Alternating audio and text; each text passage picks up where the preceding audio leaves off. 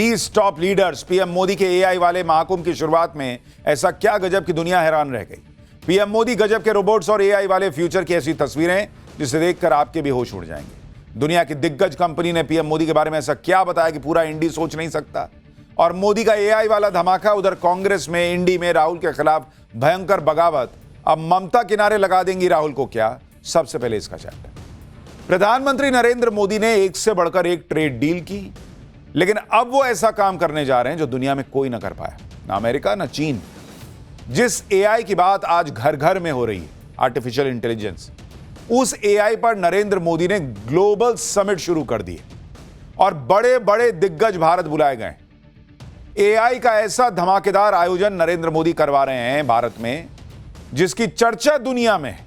और इसके पीछे सोच है कि एआई में भारत पीछे ना रहे। पीएम मोदी ने आज भारत के पहले ग्लोबल एआई समिट का उद्घाटन कर दिया है। यह विकासशील देशों में होने वाला पहला एआई समिट है बॉस। और अब तक दुनिया में मात्र 3 ग्लोबल एआई समिट ही हुए हैं।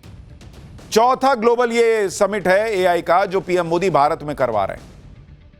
जो पहले 3 एआई समिट हुए वो विकसित देशों में हुए। फ्रांस में हुआ, यूके में हुआ और साउथ कोरिया में हुआ। ये 3 जगह एआई समिट हुआ था, लेकिन अब चौथा एआई समिट भारत में हो रहा है जो नरेंद्र मोदी करा रहे हैं। सोचिए, जो अमेरिका और चीन में नहीं हुआ वो भारत में हो रहा है। और एआई की रेस में ग्लोबल साउथ पीछे न छूट जाए, इसलिए विकासशील देशों में पीएम मोदी ही वो इकलौते नेता हैं जो एआई समिट को होस्ट कर रहे हैं। पीएम मोदी ये एआई समिट तब करवा रहे हैं जब दुनिया में आर्टिफिशियल इंटेलिजेंस को लेकर होड़ मची हुई। एआई के सेक्टर में कुछ कंपनियों और देशों की मोनोपोली हो गई। ऐसे वक्त में पीएम मोदी एआई के सेक्टर में ग्लोबल साउथ की आवाज बना रहे हैं भारत को। ऐसे वक्त में पीएम मोदी दुनिया को यह मैसेज दे रहे हैं कि एआई पर कुछ देशों का एकाधिकार नहीं हो सकता।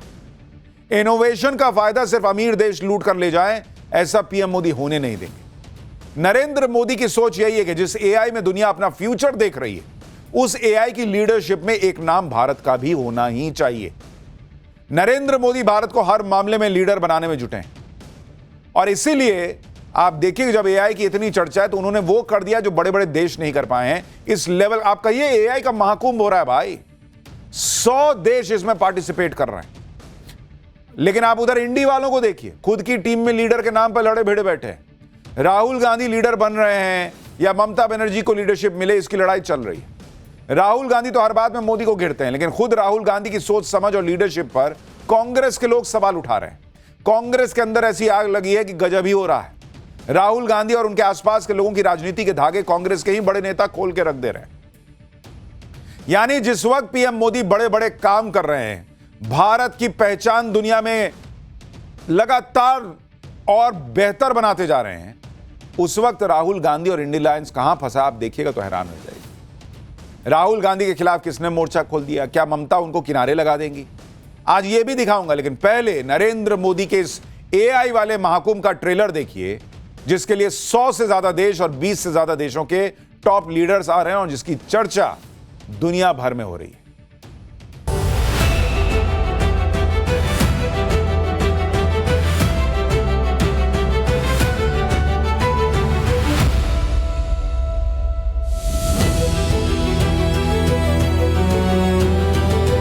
एआई स्किल पेनिट्रेशन में भारत नंबर 1 है, अव्वल नंबर पर है। जहां तक एआई टैलेंट की बात है, भारत का एआई टैलेंट 2027 तक दुगना होने जा रहा है, जो 15% CAGR से बढ़ता ही जा रहा है।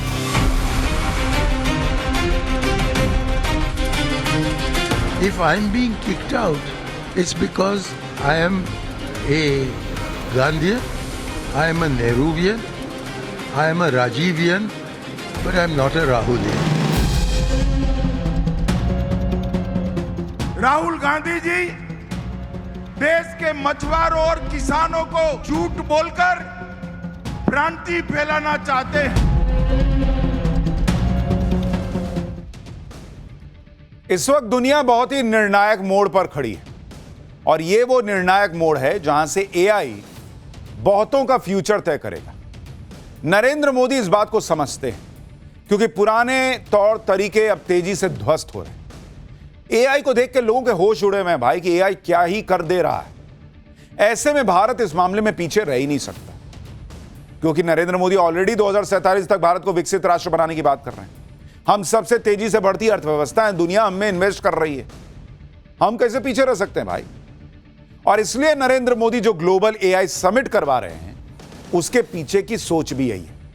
आपको पहले ग्लोबल एआई समिट की कुछ तस्वीरें दिखाता हूं।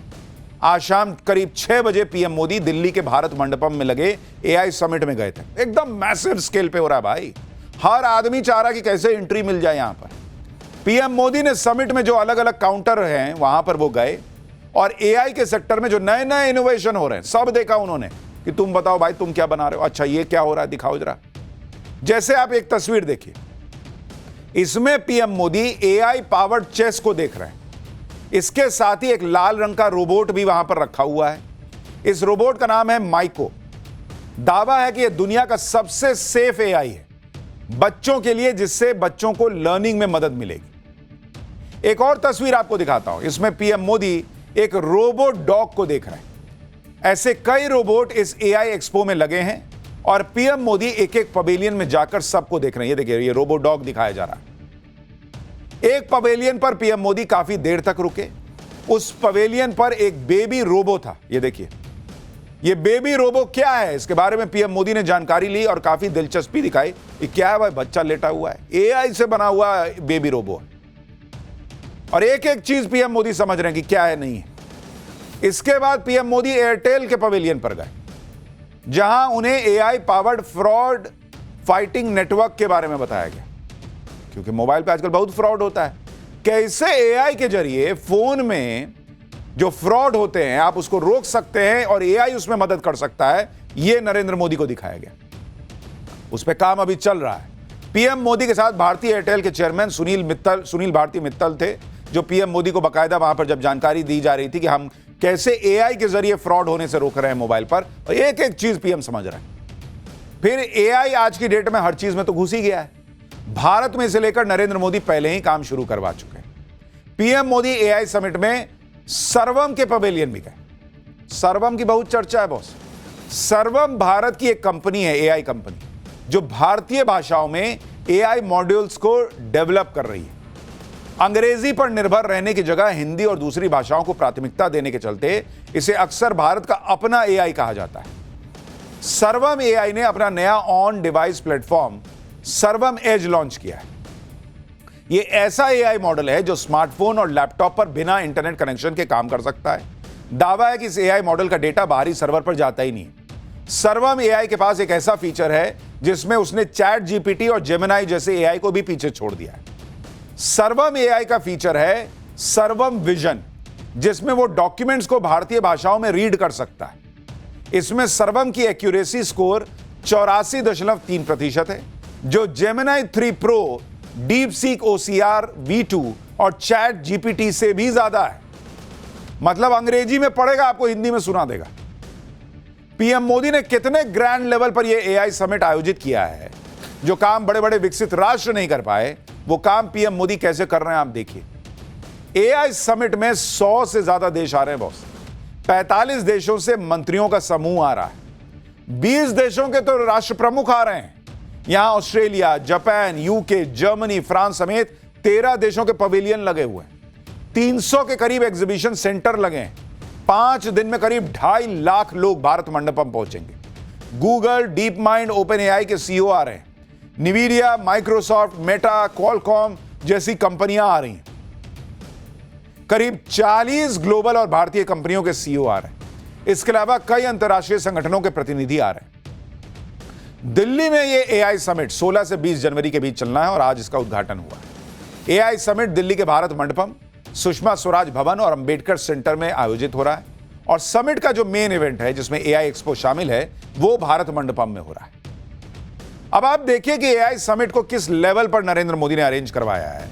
7 देशों के तो राष्ट्रपति आ रहे हैं और 9 देशों के प्रधानमंत्री। Europe, middle east, Africa, south America के बड़े बड़े देशों के नेता आ रहे हैं। जैसे फ्रांस के राष्ट्रपति इमैनुअल मैक्रों आ रहे हैं, ब्राजील के राष्ट्रपति लूला दा सिल्वा आ रहे हैं, यूएई से अबू धाबी के क्राउन प्रिंस को इनविटेशन गया, वो भी आ रहे हैं, स्पेन के राष्ट्रपति आ रहे हैं, स्विट्जरलैंड के राष्ट्रपति आ रहे हैं, नीदरलैंड के प्रधानमंत्री के आने का कार्यक्रम है, मॉरिशस के प्रधानमंत्री डॉक्टर नवीन चंद्र राम गुलाम आ रहे हैं, सर्बिया और स्लोवाकिया के राष्ट्रपति आ रहे हैं, पड़ोसी देश श्रीलंका के राष्ट्रपति और भूटान के प्रधानमंत्री आ रहे हैं। इसके अलावा Bolivia, Croatia, Estonia, Finland, Greece, Guyana, Kazakhstan और सेशल्स जैसे देशों के प्रमुख आ रहे हैं। मतलब इतने देश आ गए, इतने देशों के प्रमुख आ गए कि दुनिया भर में हेडलाइन छपनी है कि देखो यार भारत गजब कर रहा है। नरेंद्र मोदी ग्रैंड लेवल पर जो आयोजन कर रहे हैं उसकी चर्चा दुनिया में हो रही है और ये भारत की इमेज को भी चमकाएगा। इस एआई समिट के जरिए दुनिया के विकसित देश तो भारत की ताकत देखेंगे ही, साथ ही यह समिट ग्लोबल साउथ की आवाज बनेगा। नरेंद्र मोदी का एआई के सेक्टर में बड़ा धमाका सारी दुनिया देख रही है और विपक्ष के नेता भी दंग हैं। आज एआई समिट के एक सत्र में आम आदमी पार्टी के नेता राघव चड्ढा पहुंचे। आप सुनिए राघव चड्ढा खुद कैसे बता रहे हैं कि भारत तो एआई के सेक्टर में गजब छलांगे लगा रहा है बॉस। भारत को इस एआई जगत में मैप पे खड़ा कर देता है। It puts India on the map in that sense. काफ़ी इंटरेस्टिंग चर्चा थी। मेरे जो सेशन था अभी उस पर विस्तार से चर्चा हुई और ख़ास तौर पे एआई सॉवरेनिटी को लेकर चर्चा हुई कि आज एआई स्किल पेनिट्रेशन में भारत नंबर 1 है, अव्वल नंबर पर है। जहां तक एआई टैलेंट की बात है, भारत का एआई टैलेंट 2027 तक दुगना होने जा रहा है, जो 15% CAGR से बढ़ता ही जा रहा है। देखिए राघव चड्ढा जो है वो आम आदमी पार्टी के सांसद हैं, केजरीवाल की पार्टी के सांसद हैं। फिर भी जहां भारत पर गर्व करने वाली कोई बात आई तो उन्होंने तारीफ करने में कंजूसी नहीं की। लेकिन यह बात राहुल गांधी और कांग्रेस को समझ में आए तब तो, क्योंकि जिस पर भारत यूरोप से mother of all deal sign कर रहा था जिस वक्त, उस वक्त कांग्रेस प्रेस कॉन्फ्रेंस करके भारत की इकोनॉमी को डेड बताने में लगी हुई थी। और राघव चड्ढा ने एआई के क्षेत्र में भारत की ताकत की जो बात की उसका डंका दुनिया मान रही है। आप देखिए ग्लोबल एआई वाइब्रेंसी रैंकिंग में स्टैनफोर्ड यूनिवर्सिटी ने साल 2025 में भारत को 3rd रैंक दी। एआई वाइब्रेंसी रैंकिंग में देखा जाता है कि एआई के क्षेत्र में कौन सा देश रिसर्च, टैलेंट, इंफ्रास्ट्रक्चर पर कितना काम कर रहा है। Stanford global AI index report के मुताबिक एआई स्किल्स के मामले में भारत ग्लोबल एवरेज से 2.5 गुना ज्यादा था। रिपोर्ट में भारत को एआई रेडी नेशंस के पहले ग्रुप में रखा गया। भारत में एआई का मार्केट $2.97 बिलियन से $7.63 बिलियन बढ़ा है और साल 2030 तक यह $131 बिलियन पहुंच सकता है।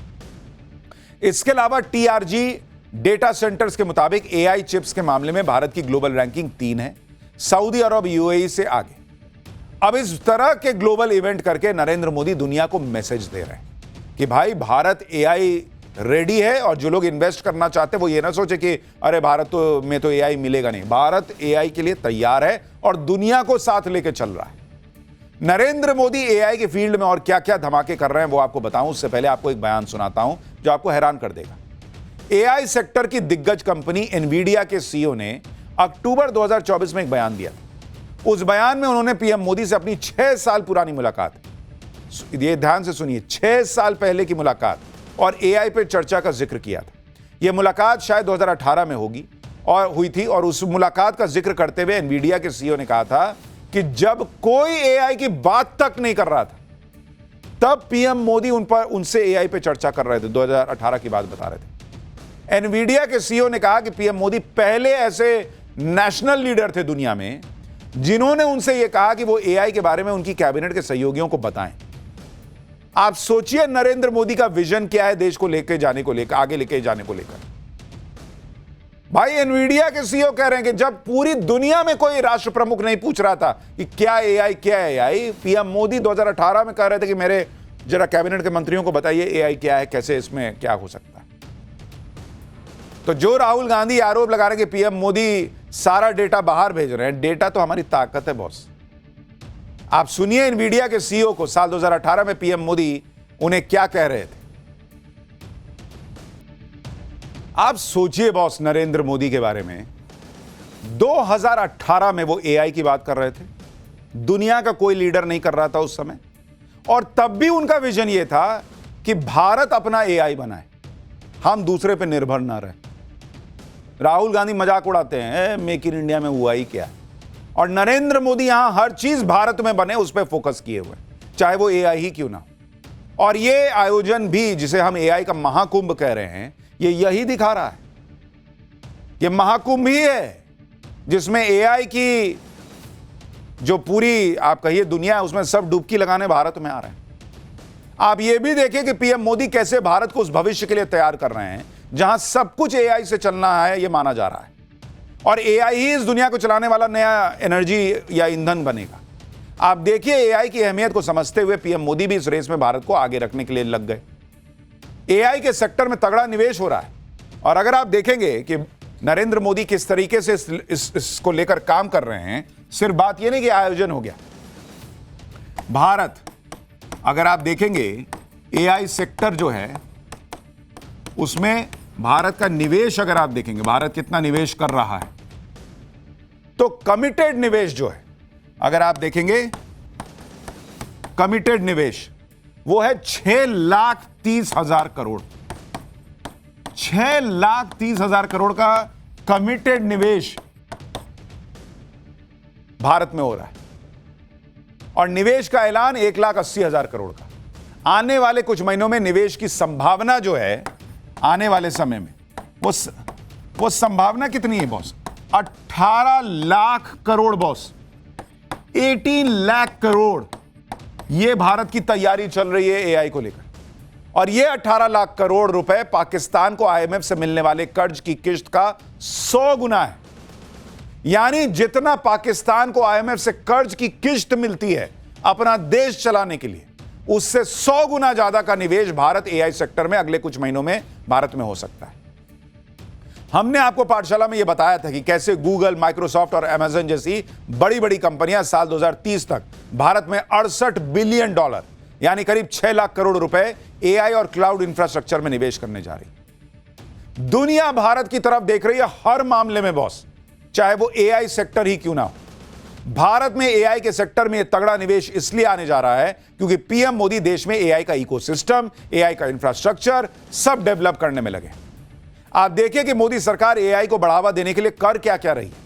मार्च 2024 में पीएम मोदी ने इंडिया एआई मिशन लॉन्च कर दिया था। मार्च 2024 भारत में एआई के इकोसिस्टम के डेवलपमेंट के लिए 10,372 करोड़ रुपए आवंटित किए गए, और सिर्फ 24 महीने के अंदर ही इंडिया एआई मिशन ने भारत में एआई इकोसिस्टम के डेवलपमेंट के लिए फाउंडेशन सेटअप कर दिया।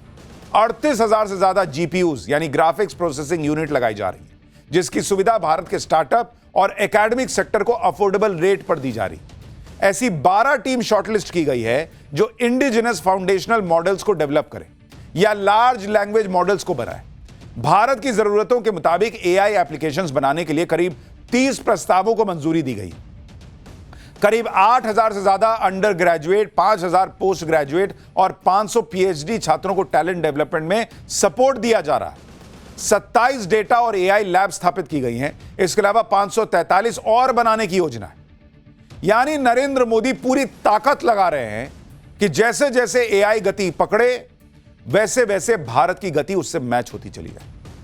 नरेंद्र मोदी वो नेता हैं जो शुरू से ही टेक्नोलॉजी फ्रेंडली रहे। जब वो सीएम भी थे ना, तब भी वो गवर्नेंस में टेक्नोलॉजी की मदद लेते थे। प्रधानमंत्री के पद पर रहते हुए भी वो टेक्नोलॉजी की मदद से गवर्नेंस को टाइट किए हुए हैं।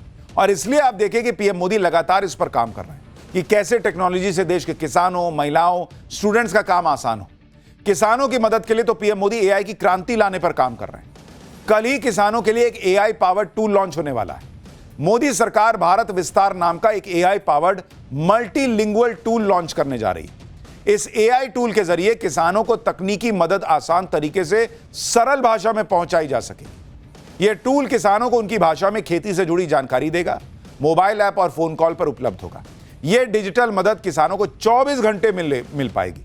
इसमें भारती नाम का एआई वॉइस असिस्टेंट होगा। यह एआई टूल किसानों को खेती, मौसम, सरकारी योजनाओं की जानकारी हर चीज में मदद करेगा और उनकी भाषा में करेगा।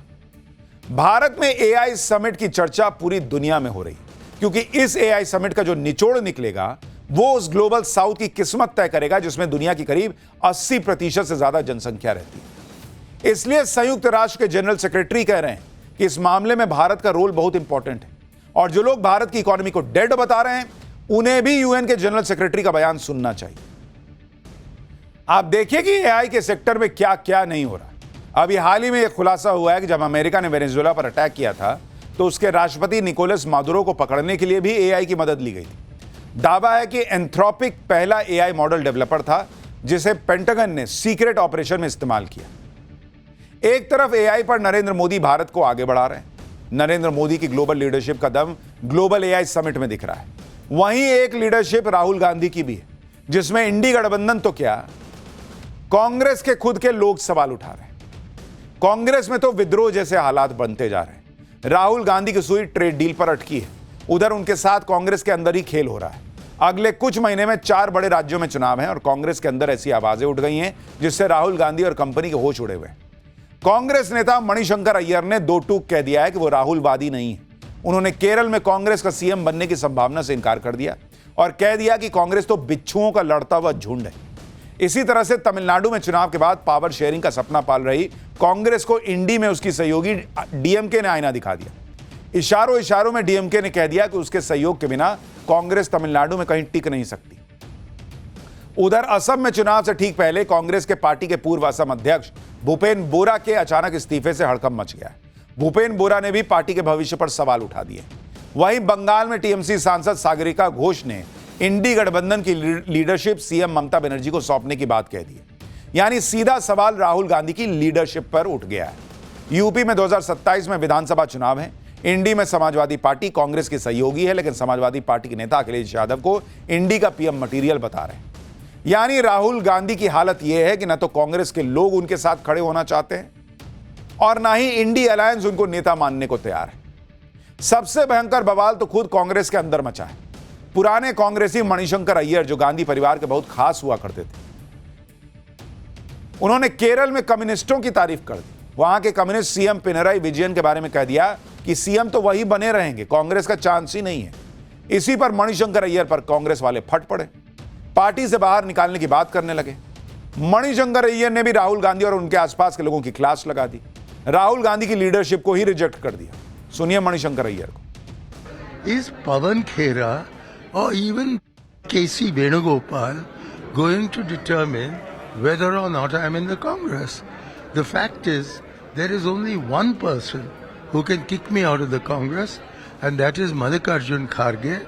If I am being kicked out, it's because I am a Gandhian, I am a Nehruvian, I am a Rajivian, but I am not a Rahulian. यानी राहुल गांधी के जो आजकल खास हैं, पवन खेड़ा, केसी वेणुगोपाल, मणिशंकर अय्यर कह रहे हैं ये कौन है जो मुझे निकाल देंगे? भाई निकालेंगे तो अध्यक्ष निकालेंगे ना। मणिशंकर अय्यर ने कांग्रेस पर बम फोड़ दिया। कांग्रेस मणिशंकर अय्यर से नाराज, क्योंकि जिस केरल में राहुल गांधी इस बार कांग्रेस की सरकार बनाने के बारे में सोच रहे हैं, उस केरल को लेकर मणिशंकर अय्यर ने कह दिया कि कांग्रेस की सरकार केरल में नहीं बनेगी, क्योंकि ये तो आपस में ही लड़ रहे हैं। मणिशंकर अय्यर ने कांग्रेस को आपस में लड़ते हुए बिच्छुओं का झुंड बता दिया। As a congressman, I want the UDF to win. As a Gandhian, I'm obliged to tell the truth.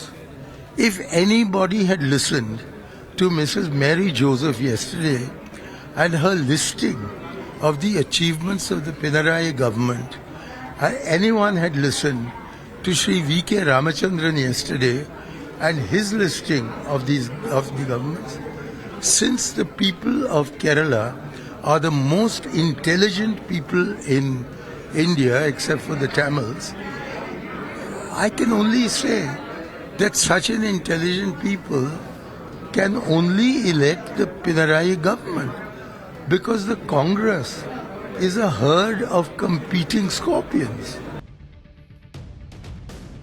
बताइए, पुराने कांग्रेसी मणिशंकर अय्यर कांग्रेस को लड़ते हुए बिच्छुओं का झुंड बता रहे हैं। मणिशंकर अय्यर की बातों से कांग्रेस में भूचाल आ गया, क्योंकि कांग्रेस में राहुल गांधी या फिर उनके आसपास के लोगों पर तो कोई कुछ बोल नहीं सकता। इनको लगता था मणिशंकर अय्यर सिर्फ मोदी को गाली देंगे, नीच बताएंगे, ये कहेंगे, वो कहेंगे। लेकिन मणिशंकर अय्यर ने खुलकर जो बोल दिया वो खुला विद्रोह है राहुल गांधी और उनकी लीडरशिप के खिलाफ। इसका जिक्र नरेंद्र मोदी पहले ही कर चुके थे कि कांग्रेस जिस तरह से चल रही है, एक ना एक दिन विद्रोह फूटेगा। मणिशंकर अय्यर के बयान पर बीजेपी प्रवक्ता प्रदीप भंडारी को सुन लीजिए। राहुल गांधी को लेकर इंडी के अंदर जो और बम फूटा है उसके बाद दिखाता हूं। राहुल गांधी को ओपन रिजेक्शन कांग्रेस के लॉयलिस्ट द्वारा किया जा रहा है। मणिशंकर अय्यर, जिसने अपने 3 दशक से ज्यादा का राजनीतिक जीवन कांग्रेस पार्टी में बिताया है, वो कह रहे हैं कि is not a Rahulian, he might be a Rajivian. इससे यह स्पष्ट हो चुका है कि जितने भी लोग कांग्रेस पार्टी के अंदर पूर्व में मंत्री संतरी रह चुके हैं, सब ये जानते हैं कि राहुल गांधी के अंदर कांग्रेस पार्टी का बंटादार होना तय है। मणिशंकर अय्यर ने राहुल गांधी एंड कंपनी के धागे खोलकर रख दिए। अय्यर के बयानों के बाद पवन खेड़ा जैसे कांग्रेस नेताओं को समझ में नहीं आ रहा कि बोलें तो बोलें क्या। पवन खेड़ा कह रहे हैं कि मणिशंकर अय्यर का पिछले कुछ सालों से कांग्रेस से कोई लेना देना नहीं रहा, वो पूरी तरह से अपनी पर्सनल हैसियत से बोलते और लिखते हैं। वहीं कांग्रेस में राहुल गांधी के दूसरे करीबी नेताओं को भी मणिशंकर अय्यर जवाब देते नहीं बन रहा। कोई मणिशंकर अय्यर को कांग्रेस का नेता मानने से इनकार करके पल्ला झाड़ रहा है, कोई कह रहा है कि उन्हें गंभीरता से नहीं लेना चाहिए। राहुल गांधी और कांग्रेस पर मणिशंकर के बयान से सचिन पायलट और रणदीप सुरजेवाला से जब सवाल पूछा गया तो वो कैसे कन्नी काटने लगे, देखिए। He is not part of the Congress party. I don't want to comment on it. Sir, आप उन्हें गंभीरता से मत लिया। राहुल गांधी और उनकी टीम की हर तरफ से धुलाई चल रही है। इंडी गठबंधन में तो पहले ही राहुल गांधी का कोई नेता नहीं मानता।